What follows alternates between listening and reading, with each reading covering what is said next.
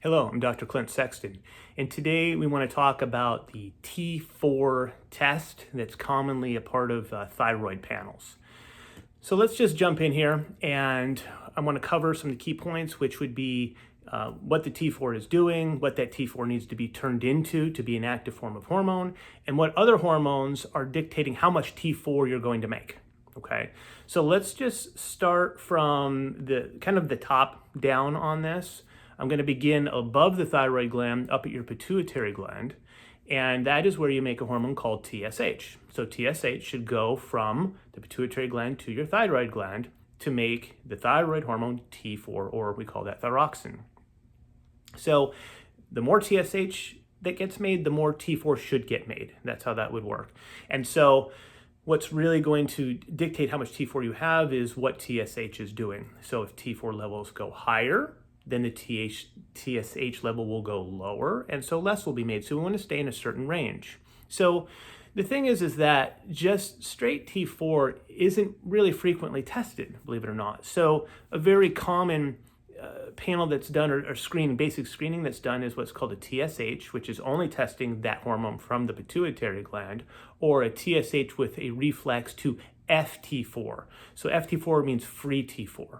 And so here, let's just cover that real quick. So you have T4 hormone. When you're measuring that, it's not distinguishing between what is free and not free. And so what that means is if you have a protein stuck to the hormone, the T4, it's not free and it's not biologically active.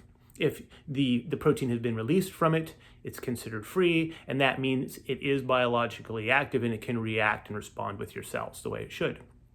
So again, when you're doing an FT4 or a free T4, that's different than just a T4, because the T4 is really giving you a picture of just how much hormone is being made, regardless of how much of it is free or not free. Okay, so T4, okay, we're back to this now. It's what we call a prohormone, and that means that your T4 has to get turned into T3 to be the active form of the hormone.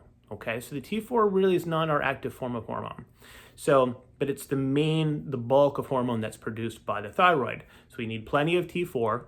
We need enough of it in a free state so it can be biologically active. And then we need to get some of that T4 turned into T3, all right, so it can react with our cells and do what thyroid hormones should do.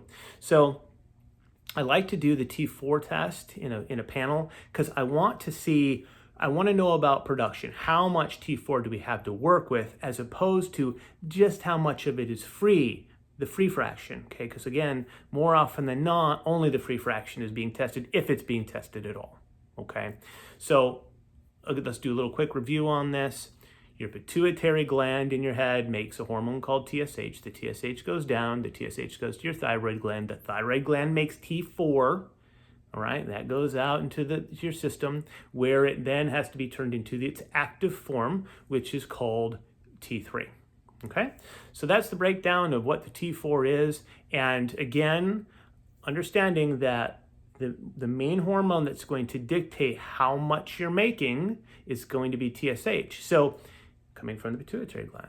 If you're looking at your values and we see, wait a minute, my TSH looks in a good range where we'd want it, but my T4 levels are not where we want them to be, then we have to see, hey, how's the thyroid gland responding to this TSH coming from the pituitary gland, okay?